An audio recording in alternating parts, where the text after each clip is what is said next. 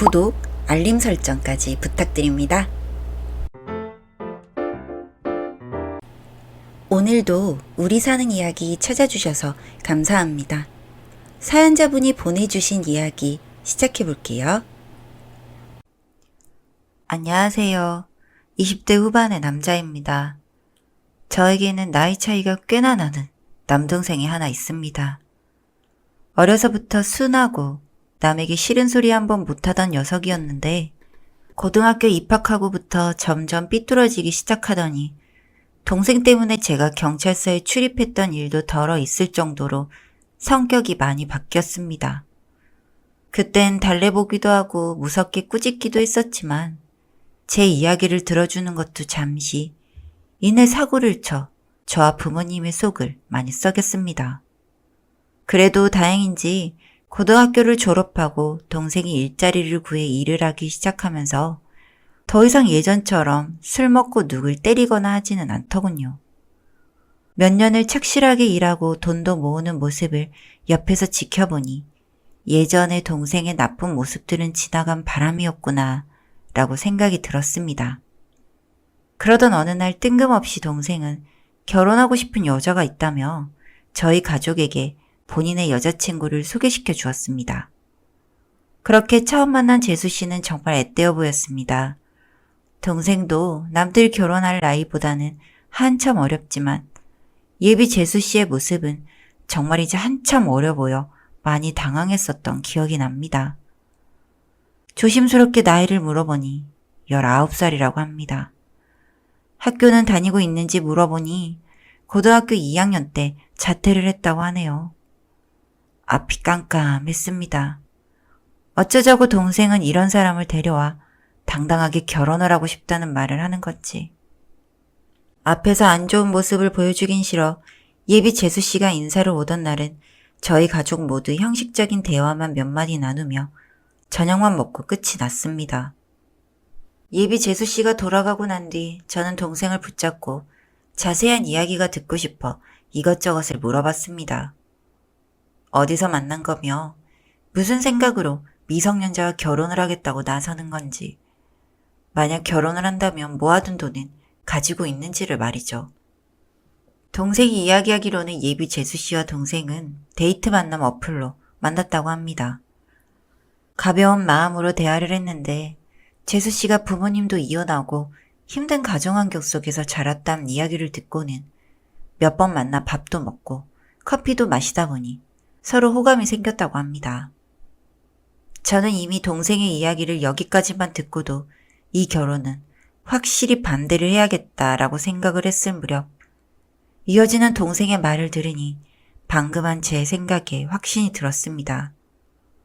동의만 있으면 미성년자라도 19살이면 결혼이 가능하고 돈은 모아둔 게 얼마 없지만 앞으로 둘이서 맞벌이를 하면 금방 모을 수 있을 거란 현실 감각 떨어지는 궤변을 늘어놓았습니다. 저는 절대로 이 결혼은 허락하지 못하며 부모님께도 이 사실을 말해서 반대를 하게 만들 거라고 으름장을 놓았습니다. 동생은 저를 향해 모진 말들을 퍼부었습니다. 땡땡이가 불쌍하지도 않냐며 서로 진심으로 사랑하고 힘들어도 잘 헤쳐나갈 수가 있다고 말을 하는데 형이 뭔데 이래라 저래라 하는 거냐. 오늘 이렇게 인사를 시켜준 건 결혼을 허락받으려고 온 것이 아니다. 형과 부모님이 반대를 해도 우린 결혼을 할 예정이다며 자리를 박차고 나갔습니다. 아니 집을 나갔습니다. 작은 원룸이라도 구했는지 저와 부모님의 연락은 받지도 않고 2년 동안 연락이 끊긴 채 살았습니다. 어딘가에서 살고 있겠지란 생각은 들어도 마음은 항상 무거웠습니다. 부모님 역시 그때 결혼을 허락할 걸이란 후회를 하고 계셨고요. 애타는 마음으로 하루하루를 보내며 설 명절을 맞았을 때 동생과 재수 씨가 저희 집을 찾아왔습니다. 2년 만이었습니다. 그 전에 동생이 제게 어떤 말을 퍼부었는지 기억도 나지 않을 만큼 안도감과 다시 보게 되었다는 기쁨이 먼저였습니다. 동생과 재수 씨를 얼른 집 안으로 데리고 들어갔습니다. 정말 오래간만에 부모님께서도 웃음을 보이셨습니다. 그동안 어떻게 지냈는지 지금 어디에 살고 있는지 등등 밀린 이야기들이 오갔습니다. 동생과 재수 씨는 이미 혼인신고까지 마쳤고 저와 부모님이 반대하는 터라 나중에 정식으로 허락을 받으면 그때 결혼식을 올리겠다며 미루고 있다고 합니다. 일도 착실하게 다니고 있으며 신혼부부 전용으로 당첨된 아파트도 자랑스레 자랑을 하는 모습을 보니 마음이 놓였습니다. 그 당시 결혼을 반대했던 제가 얼마나 짧은 식견으로 큰 잘못을 했었는지도 반성이 되더군요. 이렇게 잘 살 거라면 축복이나 마음껏 해줄 걸. 괜히 동생과 재수 씨에게 큰 죄를 지은 것 같은 마음이었습니다. 어찌되었건 정말 오랜만에 가족이 모두 모인 자리는 즐거웠고 흘러가는 시간이 아쉬웠습니다. 그때 동생이 명절인데 집에 있지 말고 바람이나 쐬러 나가자고 제안을 했습니다. 가족끼리 다 모이게 되면 꼭 여행을 가보고 싶었다면서 펜션을 하나 예약했다는데 그리로 자리를 옮겨서 그동안 못다한 이야기를 나누고 싶다고 하네요. 마다할 이유가 있겠습니까? 부모님께서도 좋은 생각이라며 황급히 짐을 챙기셨고 그러기에 예정이 없던 여행을 하게 되었습니다. 펜션은 저희가 사는 곳과 제법 거리가 있는 곳이었습니다. 차로 2시간을 이동해야 하는 거리인데 명절이라 숙소 예약을 일찍 한다고 했는데도 방이 이곳밖에 없다고 했습니다. 한참을 달려 도착한 곳에서 저희는 짐을 풀고 펜션 주인분이 준비해 주신 고기와 술로 이야기꽃을 피웠습니다. 그러다 준비된 술이 다 떨어지자 동생이 술을 사오자면서 제 팔을 이끌었습니다. 둘 다 술에 취해 있던 터라 운전을 할 수 없어서 술을 마시지 않은 재수 씨가 저희를 따라왔습니다. 그렇게 저와 동생네는 함께 차를 타고 산을 내려가고 있었습니다. 조수석에 앉은 동생이 제게 말을 건네왔습니다. 형, 그때 나랑 얘랑 결혼한다고 했을 때 반대했었잖아. 지금 막상 우리 다시 보니 어때? 지금도 반대하고 싶어? 저는 차마 그때의 일이 부끄러워 고개를 숙이고는 미안하다고 했습니다.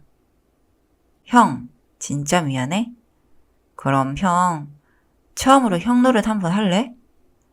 저는 동생이 무슨 말을 하는 건지 알 수 없었습니다. 형 노릇이라면 뭘 말하는 거야? 내가 해줄 수 있는 거면 해줄게. 동생은 제 말을 듣더니 재수 씨에게 차를 세우라고 했습니다.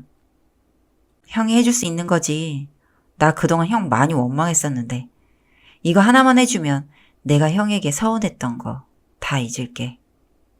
그 말이 끝나고 동생과 재수 씨는 차에서 내려 저를 차 밖으로 끄집어냈습니다. 반항하려고 했지만 술에 이미 많이 취해 있어 몸이 마음대로 움직이질 않더군요. 저를 도로 위에 눕히고는 재수 씨가 다시 차에 올라타 후진하는 모습을 보았습니다. 뭐지라는 생각도 잠시 재수 씨는 후진했던 차를 다시 앞으로 몰기 시작했고 저는 도망가려고 했지만 동생이 놔주질 않았습니다. 차가 가까워질수록 몸부림을 쳤습니다. 이내 동생이 잡고 있던 제 팔을 놓고 옆으로 물러나고 저는 차에 부딪히려는 찰나 몸부림을 치는 바람에 다행히 차는 제 몸 위를 밟고 지나가지 못했습니다. 대신에 제 종아리를 밟고 지나간 터라 엄청난 고통이 찾아왔습니다. 신음도 크게 내지 못할 만큼 무척 아팠습니다. 다시금 재수 씨가 동생이 수신호에 맞춰 후진을 시작했고 저는 필사적으로 소리를 질렀습니다.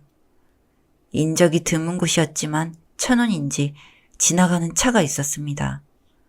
저는 양팔을 머리 위로 흔들어 구조 요청을 했고 이상하게 생각한 그 차는 저희 앞에 멈춰 섰습니다. 동생과 재수 씨는 당황했는지 차를 타고 자리를 떠나고 저는 이름 모를 그분의 신세를 져 병원으로 향했습니다. 그리고 경찰을 통해 방금 전 있었던 일에 대해 신고를 했습니다. 빠르게 병원으로 올 수 있어 치료하는 데에는 무리가 없다고 했습니다. 저는 황급히 부모님에게 전화를 걸었습니다. 택시를 불러줄 테니 빨리 거기서 나오라고 말이죠. 자초지종을 설명할 거리도 없이 당장 부모님을 병원으로 옮겼습니다. 그리고 저와 부모님은 밤새 병원에서 경찰의 연락을 기다렸습니다. 다음날 오전 경찰에서 연락이 왔습니다.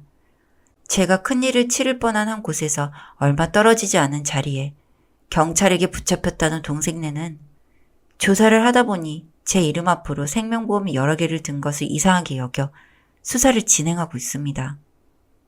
저는 아니라고 믿고 싶었습니다. 같은 형제인데 설마 돈 때문에 절 죽이려 들었다는 게 인정하기 힘들었습니다. 결혼을 반대해서 그것에 양심을 품고 벌인 짓인지 아니면 단순히 돈 때문인 건지 저희 가족을 다시 찾아왔던 이유가 보험금 때문이었는지 머릿속이 복잡합니다. 그때 그 이름 모를 분이 마침 그 도로를 지나가지 않았다면 전 이렇게 글을 쓸 수도 없었네요. 사연은 여기까지였고요. 우리 사는 이야기 시청해주셔서 감사합니다.